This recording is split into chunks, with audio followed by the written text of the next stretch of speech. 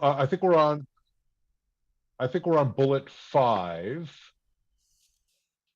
Could we go down a little bit, Hannah? Yeah, that last bullet that doesn't have any highlighting. So I think just step one would be with tool A, that's the data collection, and then all of the ones with assessment, I think that we could ask ChatGPT to do. Okay.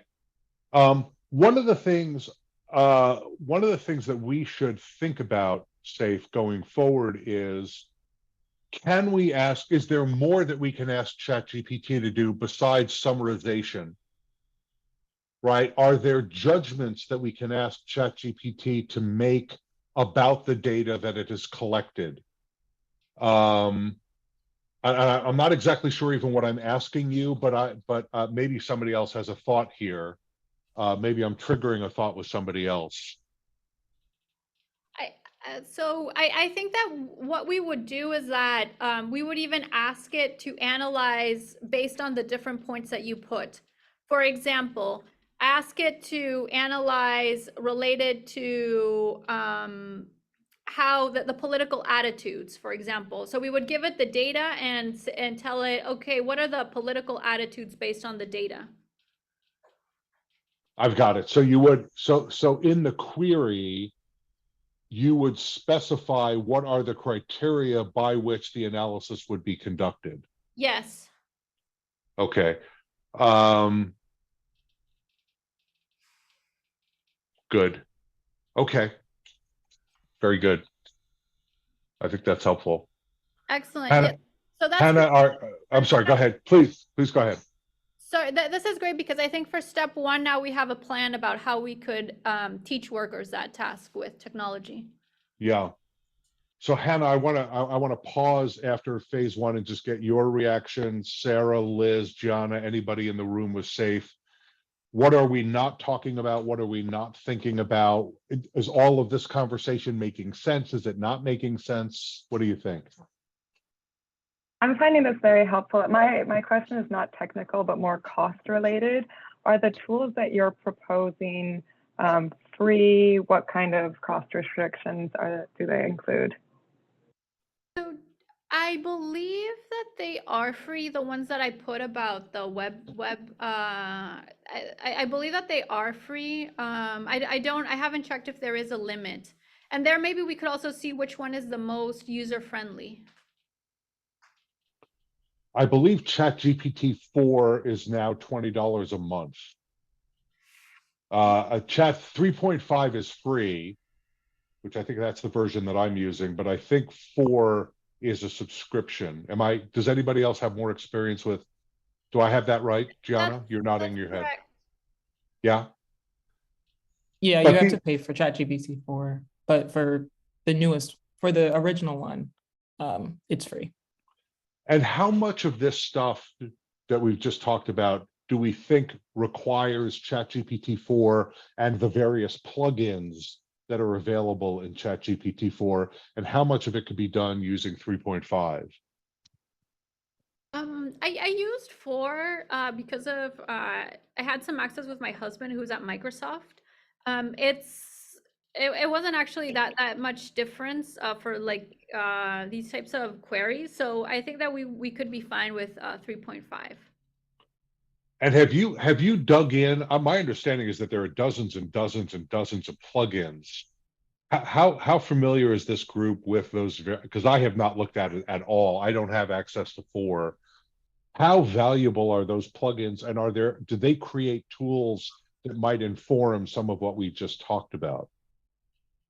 I think that if we get to the tool development, maybe we can look into like the plugins, like which ones. But for example, if we're teaching workers how to use it for these different like summaries and analysis, I don't think that we would need it. Because right now, basically, we would be using even just teaching them how to use the web, the general web one. Or I don't know, for example, Sarah or Gianna or Liz, what you guys think, or others.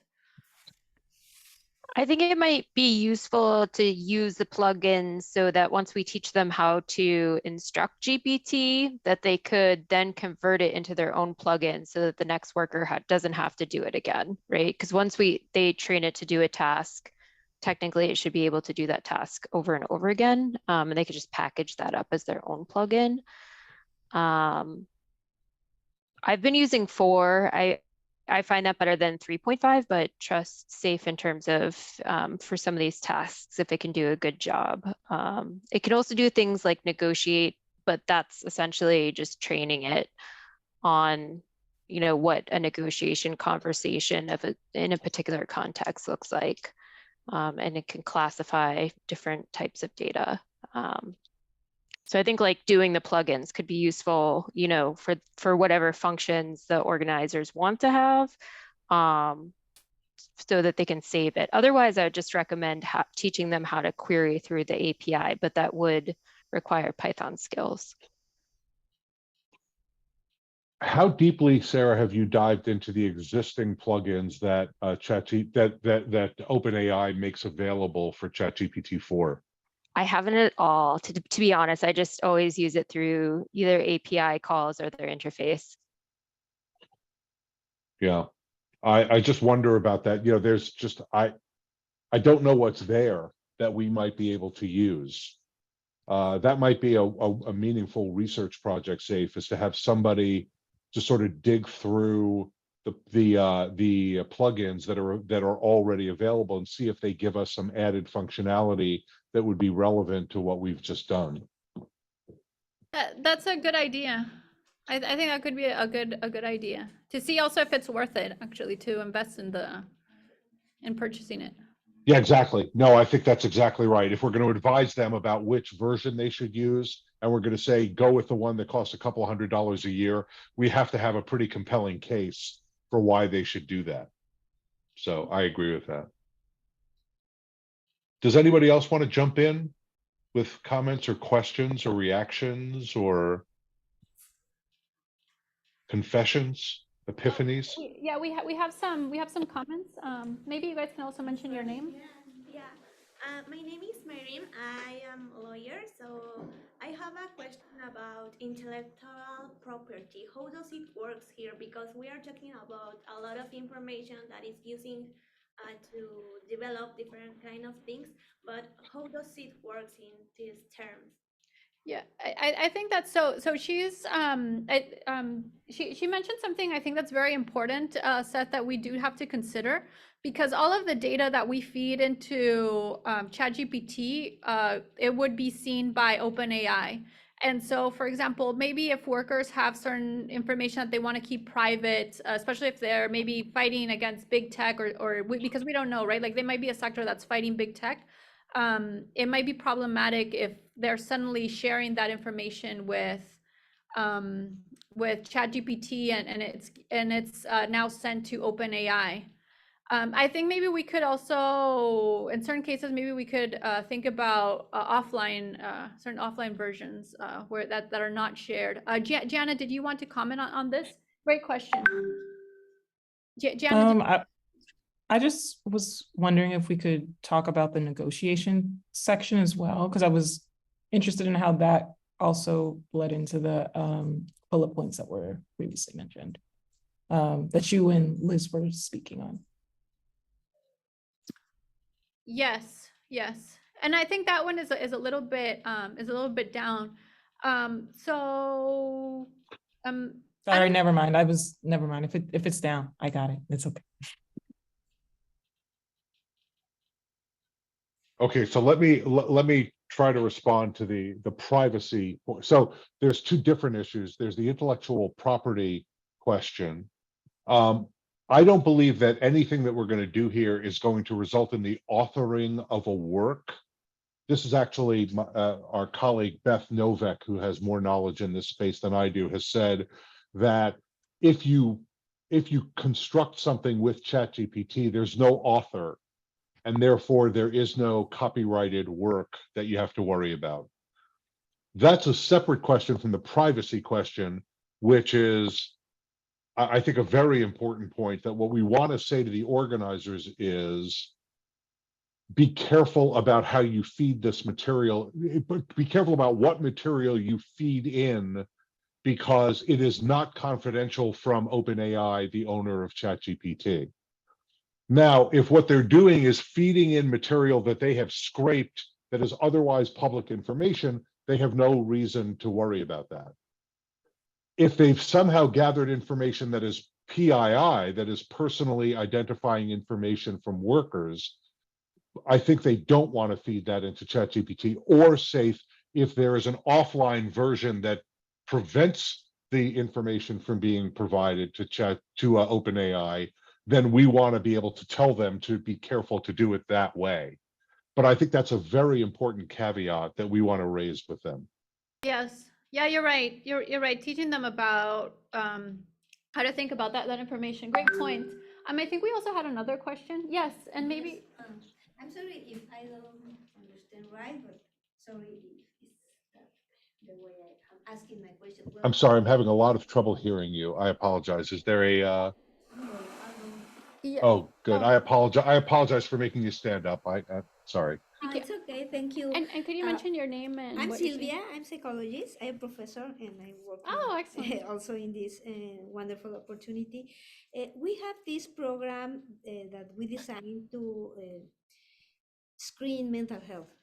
Then the question is that we have a lot of community workers. We go to the communities and use this screening tool to identify which kind of problems or risk the people are suffering and share with them better interventions based on scientific matters, and give them these opportunities to recover health.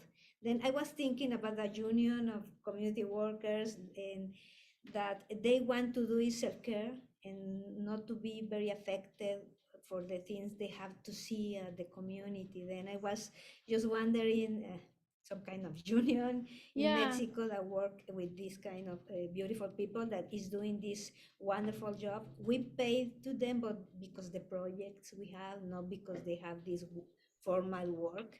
But we know they deserve better to protect themselves about the mental health of other people and community. And I was thinking maybe this kind of technology we created, it's wonderful for us because we can do a lot of things, but one of the things we cannot do fast enough is to create these informs and results to give the community this information and give them feedback quickly and plan the interventions. Then I was thinking maybe something can come up what artificial intelligence can do to help Yeah.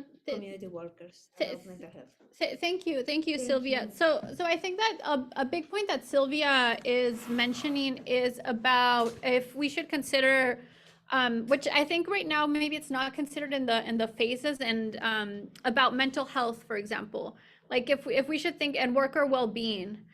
Because I think that right now, for example, we're thinking a lot about the mechanization, about all of the steps. And maybe in a second iteration about this, we could think about the mental health aspect and the worker well-being aspect. I think that's definitely worth considering in a next version. I think so.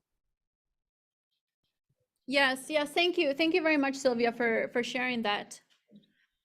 Okay, so I think that right now, so basically on phase one, I think that we have a good plan about how we could educate workers about using AI for advancing that.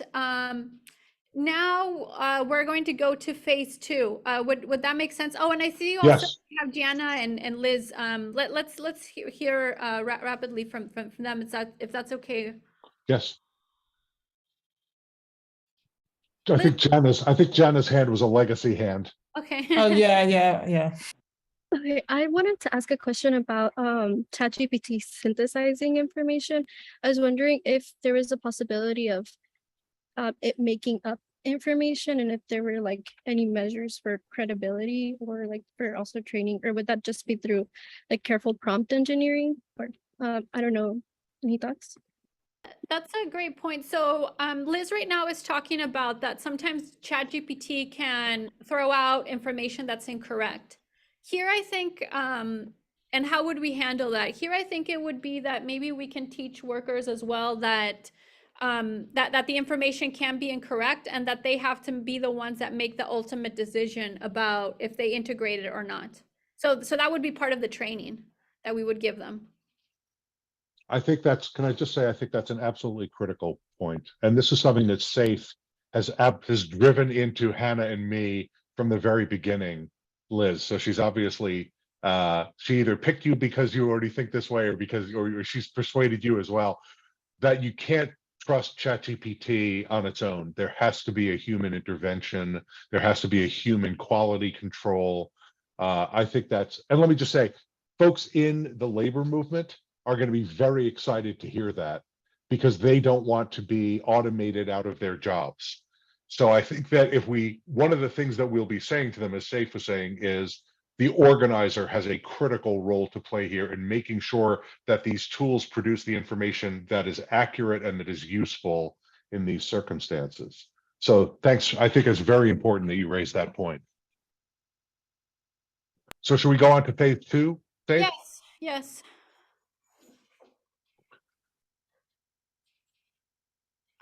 Okay, so phase two is about what I understand is about helping workers to choose existing unions or choose a new union. And Well, to choose, right, yes. Either to find out what unions are out there that they might organize with, or to figure out whether they want to organize their own union. okay, and I think that this step, maybe we would use maybe similar tools about the web scraping. And so from the ones that we got from that we taught them about phase one, and we would again use ChatGPT to create maybe summaries about which unions they can choose from. I don't know Okay. if others have other ideas about how this step would be. So in this step, they're selecting a union based on existing information.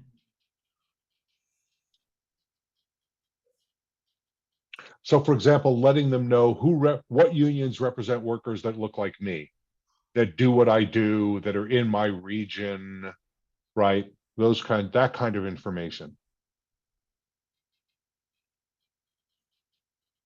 Oh, here maybe this could also, so Jana had mentioned actually an interesting idea about related to folk theories. And so maybe, for example, workers also have certain folk theories about what unions might work best for a certain region. Or if, for example, if you're a person of color and you have maybe certain characteristics and you're doing certain type of jobs, they might have certain folk theories about what type of union could work best. And so here maybe we could also think about helping workers to connect with that information. I don't know, Jana, what you think. I think this relates to what you were mentioning yesterday. Yeah, I am still new to the whole union section of it, but currently, like, I'm interested in the idea of using folk theories specifically for social media content creators or digital workers online. Like if you think about like influencers and things, and seeing how they navigate the space of social media. Because like, I feel like based off of social media, there's not a tangible online union space based off of it being online, and it not being like a physical, like in-person physical thing. I was interested in the idea of studying how specifically Black women are targeted on those apps, like Twitter, social media, or like TikTok, things like that, and how they view how to gain like access or gain more notoriety on the online as like a content creator, as an influencer, and seeing if there are ways to create tools specifically for them to gain more credibility or gain more better access as influencers online. But yeah, I think definitely studying of folk theories, which is just the idea of how you perceive algorithms or how you perceive things, could work here possibly. And also Liz has been doing a lot of work with like negotiation tactics for unions and things. So I guess that was just like a quick breakdown of what I was thinking. Thank you so much, Gianna. And Can I ask a question? oh yes. Gianna, talk about, if you would, and I apologize if, because I know the union stuff is new to you, but how does folk theory, how might it be relevant in the context of a union that's trying to organize a group of workers? Is that what I'm hearing, and I want you to check me if I'm hearing you incorrectly. What I'm hearing is workers have a particular perception of organizations in society based on folk theories about those organizations. And one of the questions is the ability to manage, change, shape those theories to the benefit of the individual or the organization. Am I grossly oversimplifying it to the point of destroying it? No, I think that's a perfect example, like perfect definition of it, I think. Because I'm still trying to see ways of, because like the way that I'm thinking of it is just like the way that they use things online, but as well as like how there's like a separate, I guess, how it's harder to gain union, I guess, online or on online spaces. It's just my way of thinking. But yeah, I think that was a perfect example. So can I ask, is one of the tasks that we should add into this phase gaining an understanding of the folk theories around particular unions or about unions in general in particular communities? I think actually, yes. And I think that's a great description. Right now, we were actually having a related discussion about that because, for example, some of the students were mentioning that for some context, people feel that there aren't actually options, so that they have to follow a very strict format of a type of union. And so I think helping workers to navigate that can also be important. Like even just telling them that they could have other structures. I don't know if you want to share a little bit about that you mentioned.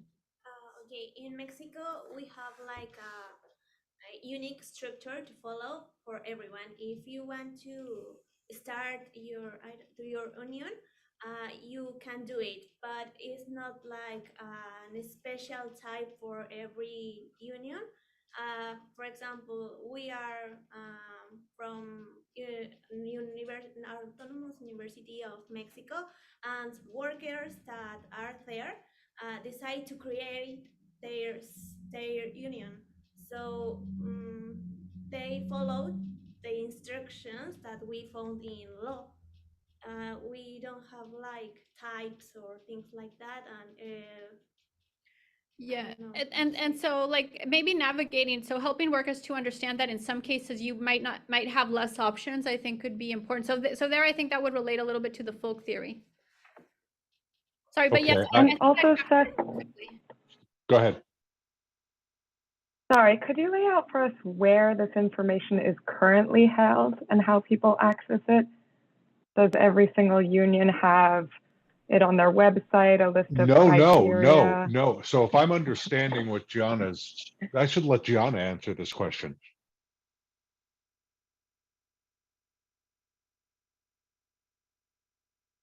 Sorry, my computer was, what was the question again? I'm so sorry. Can you repeat the question? Just where right now, if someone was interested in joining a union, where can they find information about ones that might be regionally relevant, industry relevant? Does each union have information about it? Sort of where is this info currently held?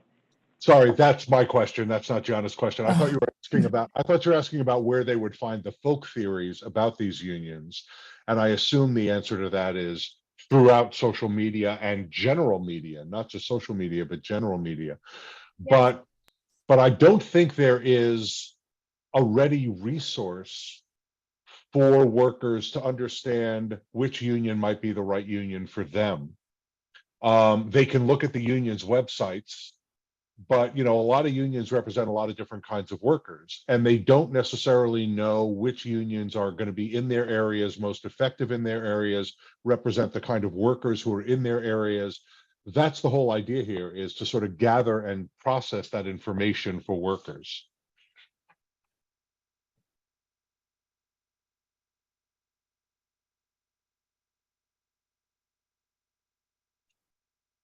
So what do we think? Are there ways to do this? Is this what's the mechanism for doing both the first bullet, which Hannah just added based on Gianna's comments, and also the sourcing, the two sourcing ideas, one of which is about non-public communications? I think that step 1 and step 2 would be I think that phase 2 would be very similar to how we would be doing phase 1. Basically, we would use the scraping tools, and then we would use ChatGPT to analyze the data. So that's great, because it would be a similar process. Good. Okay. Very good. Are we ready to go on to phase 3? Yes. Yes. So this is really the heart. Actually, if you can, I'm sorry that this is on 2 pages, because there's more to it, right, Hannah? Yeah. Yeah, this is I wonder, maybe just put a hard page in, and maybe we can do it this way. Yeah, that's better. So this is really the heart of an organizing campaign. And I've tried to gather a set of things that I think would be beneficial to unions here. Unions do not get a list of the employees that work in a workplace until they have taken their union organizing drive public and petitioned the government for an election for the union. Until then, they have to informally gather information about what workers work in the workplace. So the question is there a tool in the world that would help them to gather information not provided voluntarily by the employer about who is working in a particular workplace? And then the next 2 bullets are about figuring out which workers have relationships with which other workers in the workplace, and who they have relationships with outside the workplace. The reason being that one of the most effective ways to persuade someone to support a union is to have someone they know and trust come to them and say, hey, I'd like you to support the union. So if a friend or a cousin or a trusted coworker says that to you, that is more valuable than somebody from the outside that you don't know coming and saying that to you. So let's start with just those first, I guess there are 4 bullets there about, yeah, so relationship mapping, 3 different forms: supervisory and working networks within the workplace, personal relationships of workers in the workplace, relationship mapping that, and then relationship mapping between workers and people outside the workplace. All of that beginning with figuring out how to gather the most comprehensive list of workers who are in a workplace.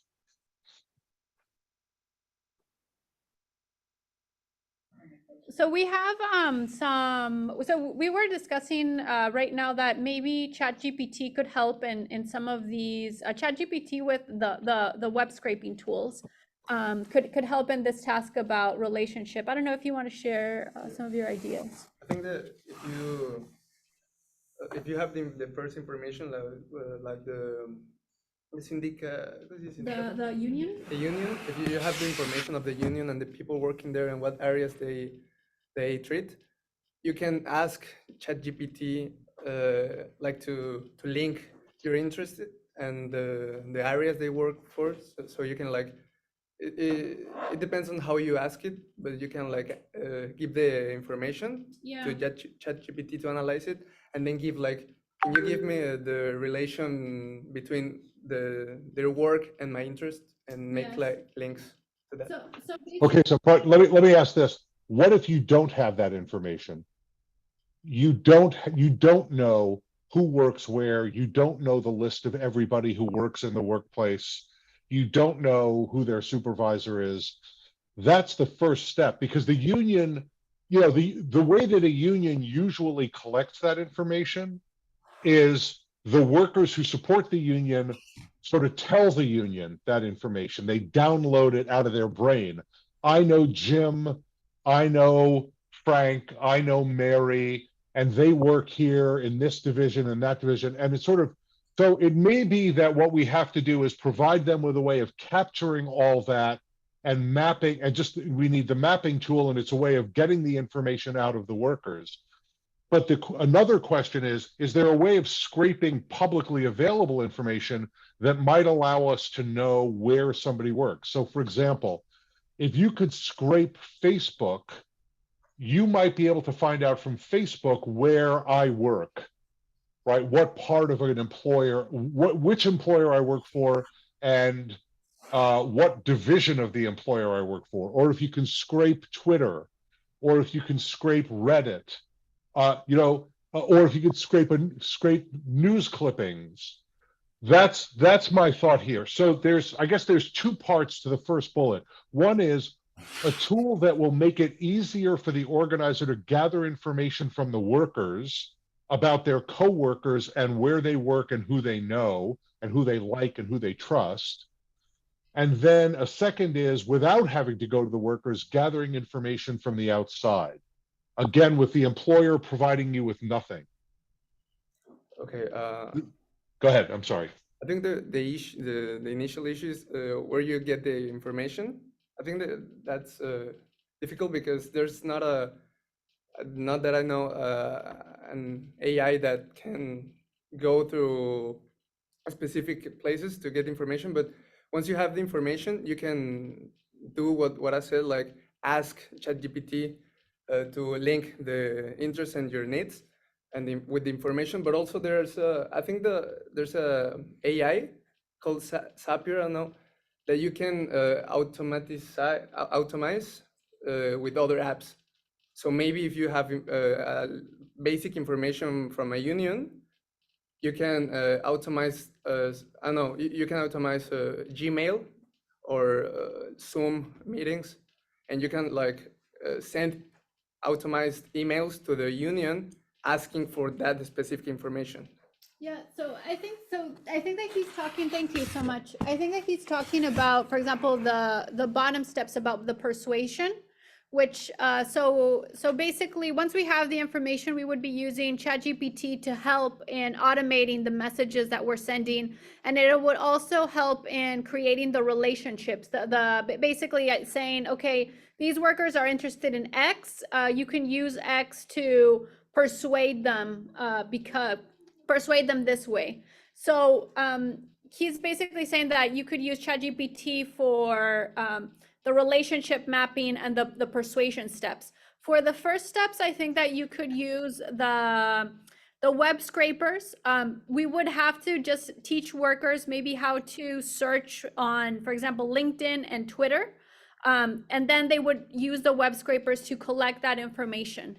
And then we would use the ChatGPT. So I think that the two main tools that we would be teaching workers about would be using the web scrapers and ChatGPT. And I see that Liz also had a comment. Liz, I don't know if you want to mention something. Yeah, my question was, and I asked it in the chat as well, I was just asking how reliable would this information from social media be, given that some people don't update like their job positions or necessarily give that much information? And then, or is that just like a starting point so then we can get in contact with like managers or something like that? So I think that's go ahead, Seth. No, go ahead, Saif. I think that that's a great point, Liz. We could teach workers about the unreliability of social media data. So tell them that, okay, you collected this information, but it might not be 100% up to date, or even people could lie about where they're working. Could you spend another minute or two talking about how we would do the relationship mapping? Yes, and actually, let's one of the students want to No, please go ahead, and then we'll come back to my question. Please, your comment first.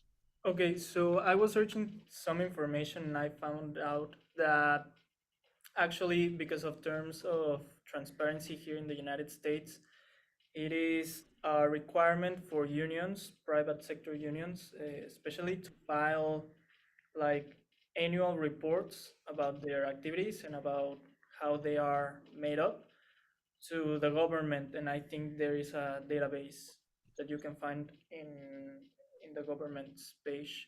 So maybe, because for what I understood and what could be helpful is to actually have a database with the information that you want in order to know what kind of workers are included in what kind of unions. And in that way, you can use that database. And as my mate Dieter said, link those databases with other apps that use artificial intelligence, so that the apps are able to like process that information, analyze that information for you, because the information sometimes is huge. And that way you can have a report made by artificial intelligence, but the artificial intelligence bases it on a database that already has reliable information. So there is an entity in the U.S. Department of Labor called the Office of Labor Management Standards that collects the reports that you're describing. Those reports may or may not contain the information that you're describing, which is which unions represent which kinds of workers. I don't happen to know that. Sarah, do you know whether they have that, whether the LM2 and LM3 and the LM30 have that information? I don't know. Let me look that up. I don't actually remember. But that's what you're describing is more relevant to phase 2 than I think to phase 3. Phase 3 is about trying to identify workers in a workplace and trying to map the relationship between those workers and lots of other people. People in the workplace, people outside the workplace, their relationships with supervisors, etc. Could we maybe use that information set to identify, for example, who would, for a given type of union, who might be the workers who are most likely to participate? Because, for example, we could use the data, the data set to figure out which workers are more likely to join, based on that historic data of who have joined other unions. I don't think so, because those data, what unions are required to file does not include specification of particular workers. Oh. They're not providing information by worker. They're providing it's almost all financial information. It's not information about who their members are or what kind of work the members do. So it's different. It's different than what it's not a disclosure of membership lists, for example, Okay. or what those members do. Okay. So maybe then you're right. Then for phase 2, let's make sure that we add that we should connect with those data sets that the Department of Labor already has. Good. Well, that's one of the things we're going to have to look at, is whether or not the LM2 and LM3 and LM30, which are the 3 forms that would be relevant here, whether they contain the kind of information that would help workers to understand what kind of union might be the best union to represent them. I don't know that off the top of my head. We're just going to have to take a look at that. Sarah's putting a bunch of information forms into the chat, so we can just take a quick look at those. Thank you, Sarah. Okay, so that's so is there mapping? So is it your view, Safe, that ChatGPT can do the relationship mapping for us? Yes. So right now, what we were discussing, what Dieter mentioned was that given the data, it could help to identify, it could create possible relationships about this worker is interested in X. Given that they're interested in X, consider mentioning these interests, and consider persuading them this way. And the relationship mapping,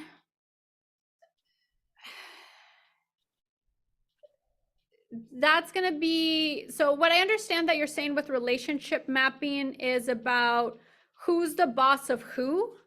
That's part of it.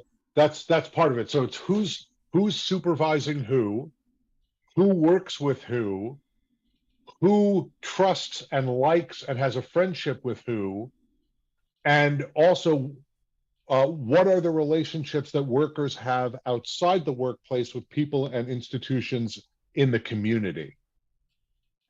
I've created data visualizations about that, but I would say that that step is right now complicated with current tools. Because, for example, we could scrape the data, we could find out which workers are communicating with who, like who's liking basically the content, etc. And then based on the bios maybe that they have on LinkedIn, we could recreate that type of relationship. But I would say that this would be another tool that we would have to build. I don't think that current tools facilitate it. I don't know what others think. Like, I don't think that this is right now doable with current technologies.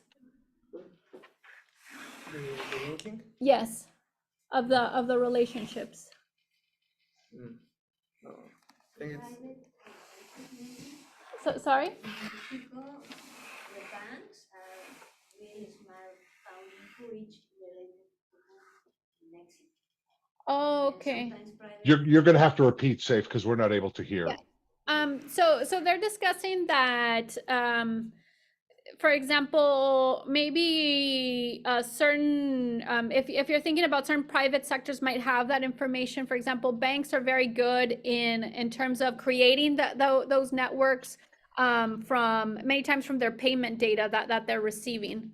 And so they do a lot of inference, but it doesn't seem that there are a commercial tool right now that would facilitate this type of relationship mapping. I feel that this relationship mapping might be something where we could create in the future another tool. Okay, let's sort of keep that as a possibility. Okay. Going forward. I think that this may be the single most valuable thing that we're able to provide, because really most of union organizing is done by the members, not by the professional organizer. It's workers talking to one another.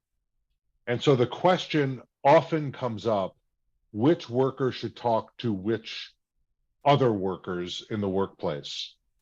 And so if we can guide them to tools where they can easily collect information about who has what relationship with whom, and then there can be a visualization of a map about who should talk to who, that would be amazingly powerful. I think that would be, that may be the thing that they're going to want the most. That's just my prediction. I don't know that, but I'm sort of predicting that a little bit. So I Sarah, think, did you want to jump in? I'm sorry, Safe. Sorry to interrupt you. Sarah, did you want to jump in? No, I mostly agree with what Safe said. I was just thinking there's someone named Ed De Jesus. He actually used to work at the Department of Labor too, and is developing a tool that might be able to do what you're hoping to do. The other idea that comes to mind, which might be, it's a low hanging tech, but is creating some Google form that would at least allow for easier collection of this kind of data. But again, it would, there would be a lot of manual labor for some workers. Yeah. Yeah. yes. I said that there's like a bot that uses ChatGPT or a chatbot to link to other apps. So maybe you can like create like a Google form and then link the Google form to Gmail and send to a lot of unions, and like ask them to send back the information. And now with the information, you can analyze it with ChatGPT. That's a good idea. So I like that. yeah, I like that. that's a good That's idea. that's a very interesting idea. Sending it out to the workers. You said unions, but I think you meant to send it out to the workers, and then the workers send the information back. Yeah. And then yeah, the more we can automate that process for them, the better off they're going to be. Absolutely. Because I think the limitant of the AI is the sourcing, the scrapping is what Yes, you use. scraping. Yeah, so if you automate like this flow of information, with that information now you can work and teach the Yes. intelligence to. I think that's a great idea, combining what Dieter and Sarah mentioned. So we could create Google Forms. They would create Google Forms where they collect the interest of workers. They start to map out from there some of the relationships, and then that's given to ChatGPT to help them to generate the persuasion and everything. I really like that. And so imagine, yes, Google Scripts to automate the emails. Absolutely. I love that also. But imagine having a tool where the workers talk about their coworkers and who those coworkers know, and they rank or they rate the relationship from closeness and persuasion power. I don't even know, I'm making that up, to they hate each other, right? You put them on a spectrum, and imagine they could use a sliding scale of a spectrum to figure out what the relationship is. And then if you can aggregate that and capture it, imagine asking 100 workers about a workplace that has 1,000 workers. First of all, you could probably capture all the information about all of the workers in the workplace, and you would be able to get the wisdom of those 100 people aggregated and analyzed. And that would then, if you could figure out how you then turn that into a map of who's got what relationship, boy, oh boy, that would be amazingly powerful. That would be very powerful. So I like this. Really good thinking, really good creative thinking. Excellent. Yeah, excellent. I think you can like change the idea of like making a Google form, like specifying like in the work area, but also like he said, like in the relationship area inside of the union, and actually for any other like interest you have. Yes. And then automate that to send like for each worker, and like automate it to them send you back the information. And once you have the information, you can ask ChatGPT or another app to search for common information, and yes. making like those links to like 500 said Yes. this, and making that map, he said. So right now, Dieter is also mentioning about using all of that information to start to better map out the relationship. So I think that's a great idea. I do too. I love that. This is great. This is powerful. Very good. Okay, should we move on to the persuasion bullets? We have 1, 2, 3, 4, 5, 5 bullets about persuasion. Yeah. All of them, I thought that they could Or be 6 with ChatGPT.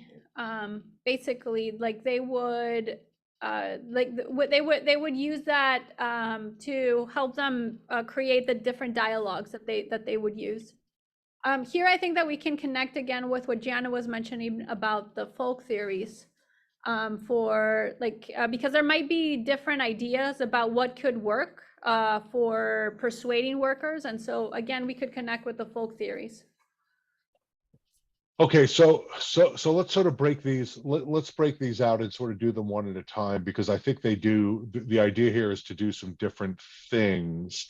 What you were just talking about, Safe, I think relates to the first bullet, which is collecting workers' attitudes and interests, and then figuring out how to change those attitudes and interests. And you think ChatGPT might be able, how would ChatGPT help us with that? So we would tell the prompt that I'm imagining is we would tell ChatGPT, okay, given people that have these particular interests, have this background, what should I tell them to join the union? Create a message, given for this particular type of people, create a message for joining a union. So the prompt would connect with people's different attitudes and interests. Okay. Okay. And then this next one, this is really, I'm not even sure how we would do this, but you know, the big question for union organizing in the United States is how will workers vote in the election to determine whether or not the union is going to represent them. So there's an election that looks like other elections. There are ballot boxes in the workplace. Workers put a paper ballot, believe it or not, a paper ballot into a box where they've checked off yes for the union or no against the union. So what the union wants to know is, are workers intending to vote yes, or are they intending to vote no? And when we know that they are inclined to vote yes, we want them to sign what's called an authorization card, which demonstrates their support for the union. And then obviously we want them to get out and vote for the union. So that's the concept here. Tell me a little bit about what you think is possible, if anything. So one idea that I have, and others can jump in, is we could, this I think would be something much more further on, where unions are sharing data with each other about conversations that they had with their workers and what was the outcome, so that we could later train a machine learning model to predict based on worker conversations, to be able to try to predict what might be the outcome of an election. And so it could be just a simple binary machine learning classifier that based on certain conversations says they're likely to vote this way or this other way. Sarah, I don't know if you have other ideas, but Yeah, I'm no, thinking I about a really like simple that. classifier. Oh, sorry, I didn't mean to interrupt you. Yeah, no, I completely agree. I like that idea. I'm just trying to think of like what would be the easiest thing to, you know, to sort of, I think sharing that data, I mean, the other thing, but, you know, gets into areas of privacy. Sorry, I'm a privacy person. Is, you know, we can get the voting rolls technically. And we could actually like train GPT to do some analysis with census data and the voting rolls to get an idea of where workers in a particular area, where their vote might align with. But I think there'd be some more granular information that would need to be collected. And I think then doing a simple classifier like Safe suggested is a good idea. Well, say a little bit more about the classifier. So the classifier could take information that the workers collect or that the unions have already collected. Like, so if a union collected information on a workforce, such as their opinions on a particular policy matter or how likely they are to vote on a union, we could technically take that data, train a classifier, and then run it over a data set that has information about the current workforce. You know, there's some caveats to that, you know, basically for the classifier to perform well, the workforce demographics and some of their preferences would have to look similar in aggregate. But otherwise, if that were true, then the classifier could identify out of new workers which ones were more likely to agree with a certain policy measure. Well, that depends upon really having a sufficient amount of data, right? Yes. And you have to, and it has to be data that, as you were, I think you were just saying this, I think I'm just using different words to say what you just said, which is it has to be data that is relevant to the population of workers who are voting in that union election. So you'd have to have, so if it's an auto workers election, it would have to be auto workers or similar manufacturing workers. They would have to be demographically and economically similar. They might have to be religiously similar. Right. So that I'm not sure there's the N. I worry that the N is not big enough in union organizing in order to get to the massive data that's going to make that kind of an enterprise valid. I I would agree. oh. Yeah. Or I don't know, Sarah, go ahead. No, I was just going to say the same thing that you were saying. The one thing that I've seen people do to work around that is do Facebook advertising experiments, where they're essentially launching an ad in order to try and collect that data at scale. So what you do is you create a mirror group, and you're basically doing market research in the mirror group to let you know what's going to happen in the workplace. And you're asking them to watch videos or listen to somebody give a speech or something and see if that influences them. Yeah. But is there a way that AI facilitates that or makes it lower cost? That's a really good question. Thank you. I'm Thank not you so sure. much. Thank you. Because I love this. I love the idea, but you know, they already, I mean, that technology exists in politics, right? You know this from focus grouping and other, you know, and they do surveys and they do other stuff, and the unions do that, particularly in big elections. But you know, if AI, you know, if you could manufacture a sample and AI could tell you what the results are going to be without actually having to do the Facebook advertising, that would really be something. I think we'd have to talk to Cambridge Analytica, but to the extent that there are data set, there might be, I don't know, I defer to Safe on this. There might be, you're right, there need to be a large data set, and I don't know that there are publicly available ones that we could create synthetic data from to essentially have like a giant database that we could match workers in different industries. I'm not sure about that.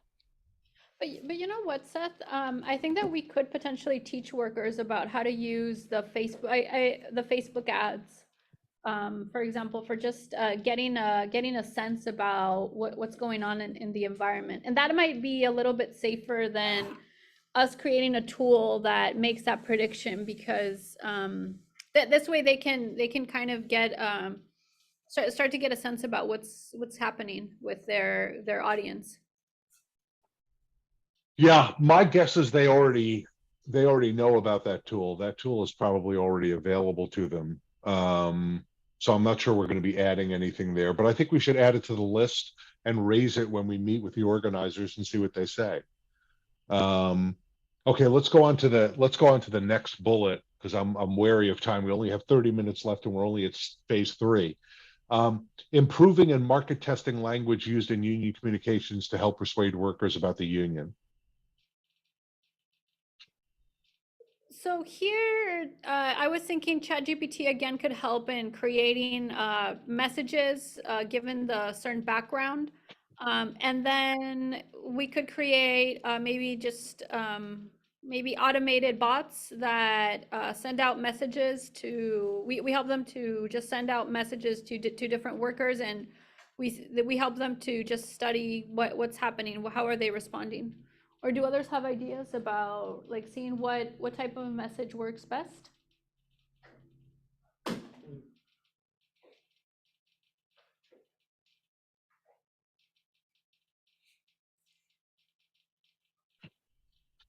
So we would basically use maybe there again ChatGPT for generating the message, and then creating bots maybe that are just sending out, that are helping them to automate the sending out of messages. And a lot of those tools are already telling them like how many people opened their message, replied, and that's what we would use to help them.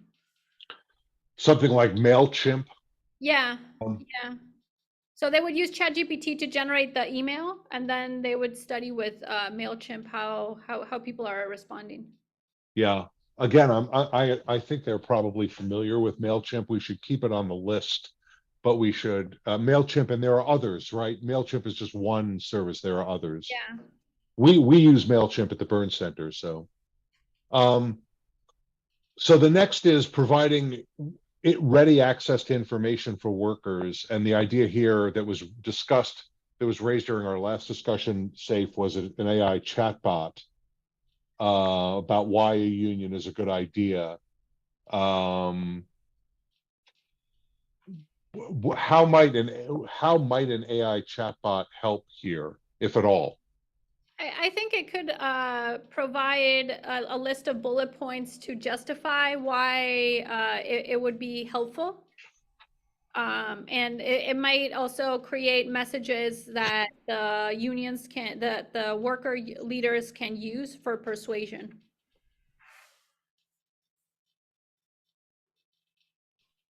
Okay. And data visualization. During our discussion, I think AR is alternative reality. Is that right?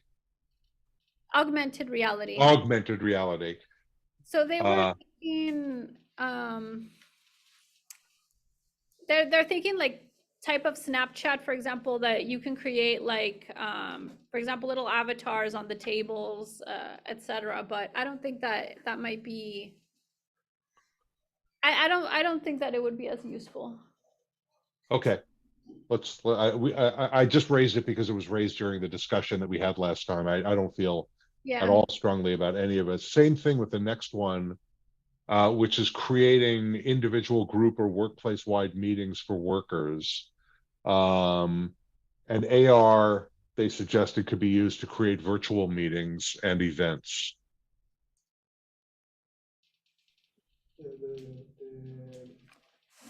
I think the chatbot that I said can also be linked to Zoom to create Zoom meetings. And I don't know that, but you can link like between the Google Forms to like, I don't know, like you analyze in what forms they put like yes to a meeting, no to a meeting, and then send the ones who said yes to a Zoom meeting with the chatbot that I said. So there we would automate, basically what Dieter is mentioning, Seth, is that we would automate this process about organizing certain meetings. So so they would generate the messages with ChatGPT. We would use a chatbot to send out the invitations. And then it would also be automated how they're organizing the meetings to focus on the people that are more convinced. And maybe also understanding the ones that are maybe kind of like they still need to work on them. Yeah. Yeah, I like that. What tool would do that? I know one. It's called Zapier. Oh, he mentioned, Dieter mentioned a tool called Zapier. I'm not familiar with that. Yeah, I don't know how to. Okay, it's I think it's a tool that works with Google. It works with Google Forms, the Excel for Google, and with Gmail, with Zoom, with I think it's more than 500 apps, and you can link between those apps. Okay. Good. I think we need. Safe, are you familiar with that tool? I'm gonna look it up so that I can find it. Sorry, I just realized that my battery is almost gonna die, so I might go to get my charger. Oh yeah, please. Let's just take a 3-minute break while you do that. Does anybody have a charger or here? Oh, okay. Oh, thank you. But no es para Mac, ¿verdad? Sí. Sí. Perfecto. Oh, we found one. Sorry, Seth. No, that's okay. Take your time. Thank you.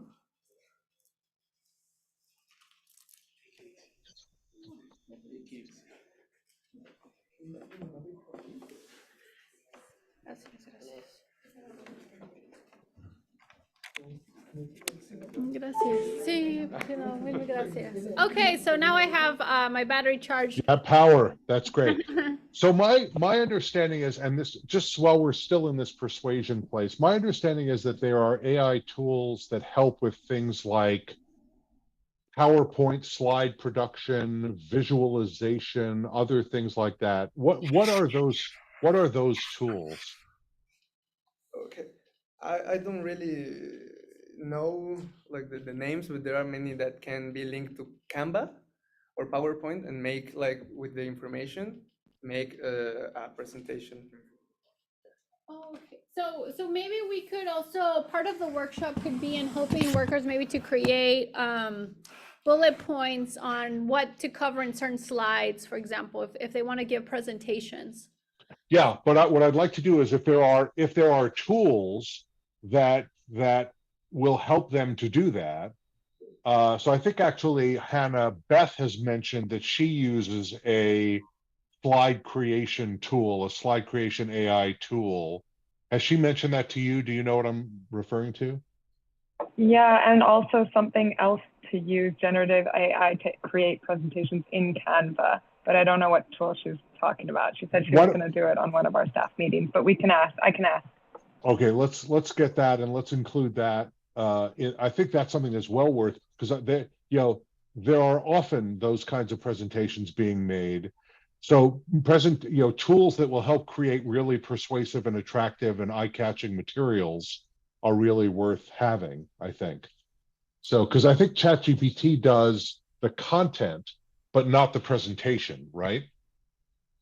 Yes, exactly. So ChatGPT would generate the content, and the presentation.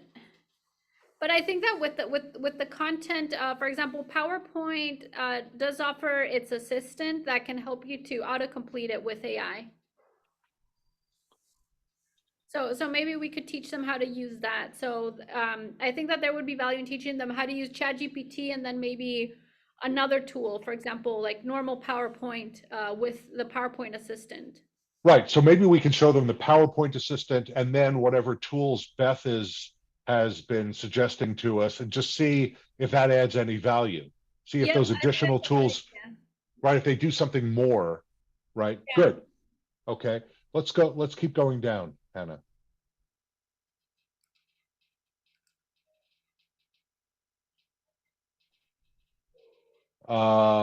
Wait. Go back up.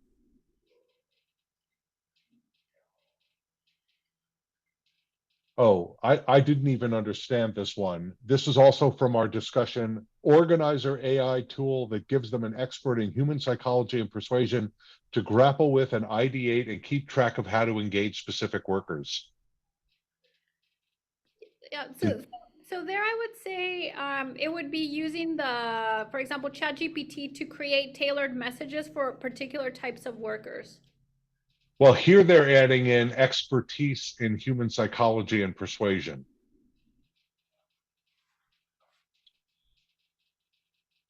So we could, yeah, because that's, for example, in the past, I've connected with psychology and persuasion theory for creating the messages. And then, but I don't think that right now the AI tools have that integrated well. Or I don't know, Sarah and Liz, if what you guys think, or others who maybe work in psychology, if you think it's doable.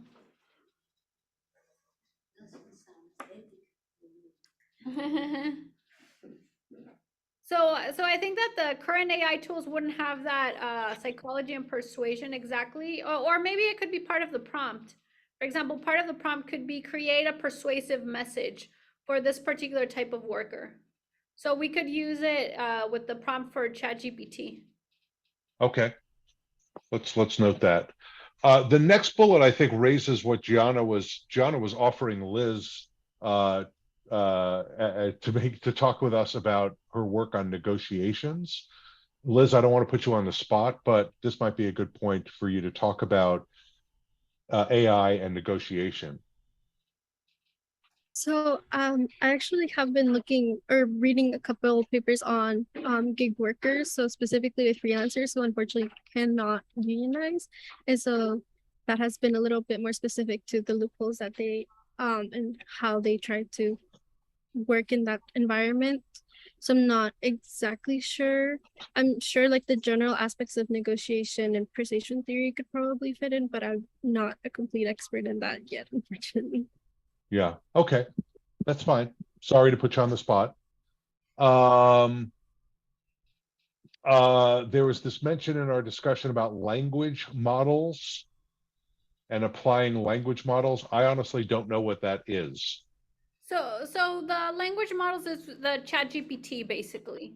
So they would help, the ChatGPT would help in drafting the documents that they're going to be giving to the workers, correcting grammar errors that they might have. Okay.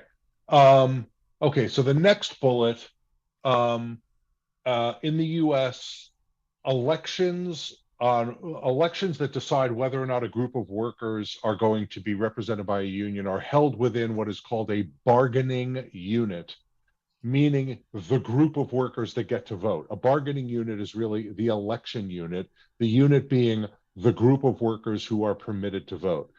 And determining which workers should be included and which workers should not be included is a big fight between the union and the employer. Because, of course, the union wants the workers included who are going to vote for the union. The employer wants the workers to be included who are going to vote against the union. So figuring out who to include in the unit becomes a very important part of the fight. So the question is there anything we can do that would combine analyzing workers' attitudes towards the union and how they're going to vote with a legal test that the National Labor Relations Board uses for determining who should be included in a unit? That test is called the Community of Interest Test.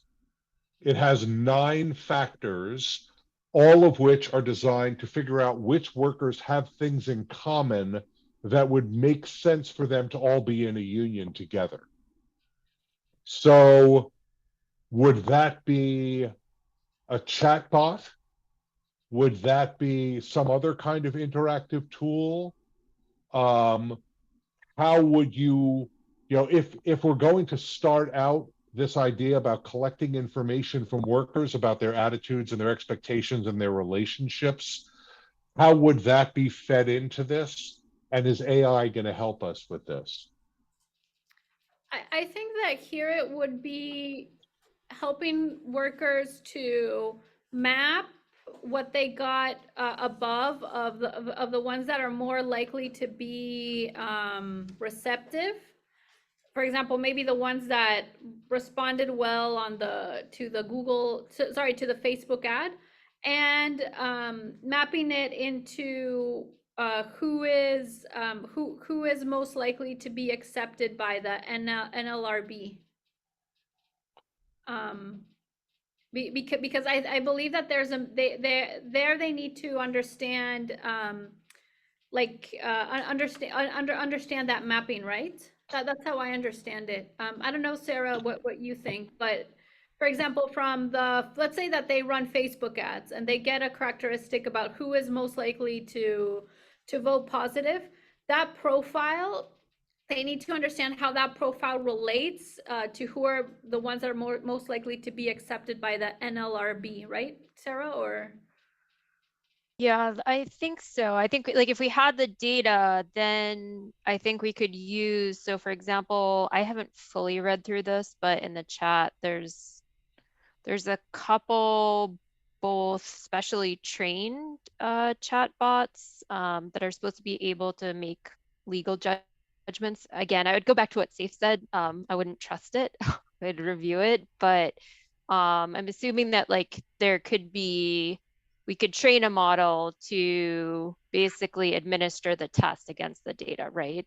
And then, as you said, Safe, identify the workers that are more likely to vote in favor, and have the combination of both who's more likely to vote in favor and then like, according to the test, who belongs in the same bargaining unit, to decide which workers either to approach more often or to have more active in the campaign, because They both belong to the same bargaining unit and are more likely to vote yes for the union. And Good. the problem is here, Seth, that I don't think that there's a concrete tool that facilitates this task. Yeah. How difficult would it be to build that bot that you were just talking about, or to train? You use the word train, Sarah. Train an existing tool to do this. How hard would that be? Oh, that's a hard question to answer. I guess I'm an engineer these days, so I always think it's easier than expected. I don't know. I would feel more comfortable to answer if we tried doing it like on some test data with the actual test. Safe, do you have? I agree, because I think that the biggest issue, Seth, is that right now it's not clear what the data on both sides would look like.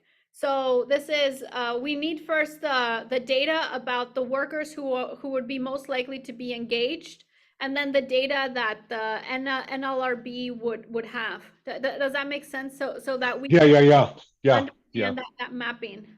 Right. So let's, hey, Hannah, go up to the top of this section, the phase 3 section. Right. So a lot of this is going to depend upon our modified version of this first bullet, right? Which we have changed from just scraping, although scraping would also be valid, but we've now transformed that. Maybe we should actually literally transform this first bullet to include gathering information from supportive workers in the workplace about their coworkers, their relationships, and their attitudes towards the union and the issues that the union is campaigning on, to create a database of attitudes and relationships. Because if we have gathered that information at this phase, then that would feed into the question about unit creation, but you would then add the additional layer of the commonality of interest test that the NLRB would apply, right? So, am I making sense? Yeah, I think that's a great idea. Hannah, does that make sense to you, what I just said? Yes? Okay. All right, let's go back down to the bottom and see if we can. There's like no hope that we make it all the way through this list now, but I think we've made a huge amount of progress. Yeah, this is very productive, actually. I agree with you completely. Legal information and action, gather an easy-to-use incident-specific guide to labor law, employment law, and government enforcement resources. So basically, there's lots and lots of legal issues that come up during organizing campaigns. Is the employer breaking the law? Is the union at risk of breaking the law? What can the union do? What can't the union do? And usually the organizer has this in their head. They also have a lawyer who provides them with legal advice along the way, which can get to be very expensive. So the question is there anything that we could provide, or anything, excuse me, that exists that would help to answer these questions? Yeah, I think that, for example, the ChatGPT could be used to generate tutorials for connecting, understanding certain aspects of the law. So like frequently asked questions related to legal questions that workers might have. And also we can ask ChatGPT to generate the material based on different worker backgrounds. So for workers who are lawyers, like this is their document. For workers who have no legal background, this is their document. I don't know if others have ideas about how it could help in generating, helping in this legal aspect. And even just creating maybe a chatbot that can respond to legal questions, even if it's like it has some incorrect things. Yes. Maybe it's not related to artificial intelligence, but I know Northeastern is very famous for the co-ops. So perhaps we can invite some grad students at the School of Law of Northeastern and assign them a co-op with the union so they can do the legal advices. And then it's not going to be as expensive as you were saying if they are students, because the co-op is a requirement for them to graduate. So it's not artificial intelligence, but that's some idea that, for example, at UNAM, we have interns coming from UNAM who help us to do a lot of projects, for example, design. So we don't have to hire designers, so they are doing an internship with us, they graduate with that, and then we don't need to spend money on that. So perhaps a Yeah. can help this project. So what Hector mentioned, Professor Hector mentioned, was about thinking in that legal information and action, connecting with some of the resources that we have at Northeastern in terms of, because we could maybe have a student who is working as part of his co-op, what they're doing is that they're providing micro legal advice. So they're a law student who's just providing micro legal advice to the unions. That I think could be interesting in terms of thinking about maybe hybrid systems where you have AI and you have a human in the loop who's helping out, particularly given that ChatGPT could give you incorrect information. That's a great idea. Thank you.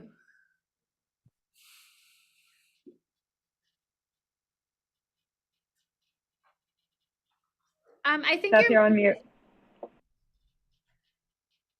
Sorry about that. That's only the first time I've done it. We're almost 2 hours in. How about that? Sarah, you just dumped something into the chat. What was that? It's a data set that's used to benchmark chatbots that are built to do legal tasks against. So essentially to evaluate the performance, but it also has a bunch of text data about different legal tasks and chatbot dialogue questions that might come from users. And there's a couple other similar data sets to that. And so how would that help us? Tell us what that would do. So if we trained the organizers to either build their own custom bot, one thing that we would also want to have them do is evaluate the bot against a data set like this. We could also have them use some of this data to train a bot to the extent that the data set includes relevant tasks that we want the bot to do. Okay, I think we should note as a research task safe is that we should ask someone to just find out for us, research for us, whether there is an existing bot that answers labor law questions. You know, I don't expect there to be one out there, but there might be. And for example, we used when we created the blog post for you, Seth, on using ChatGPT for union organizing. ChatGPT was pretty good at responding labor law questions that we had. Oh. So maybe we could just use it initially and just let the union organizers know that they might have errors. Okay, good to know. Let's keep going, Hannah. Chatbot again, election violation chatbot. Okay, so we're now at phase 4.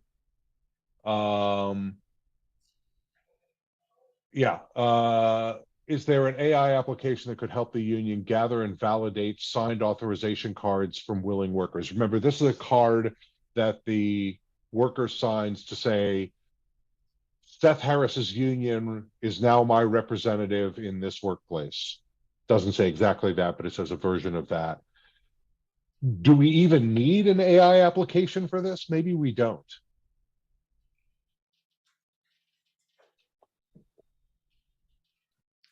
Maybe just for example, it could be just helping the worker organizers to send out messages and creating those messages.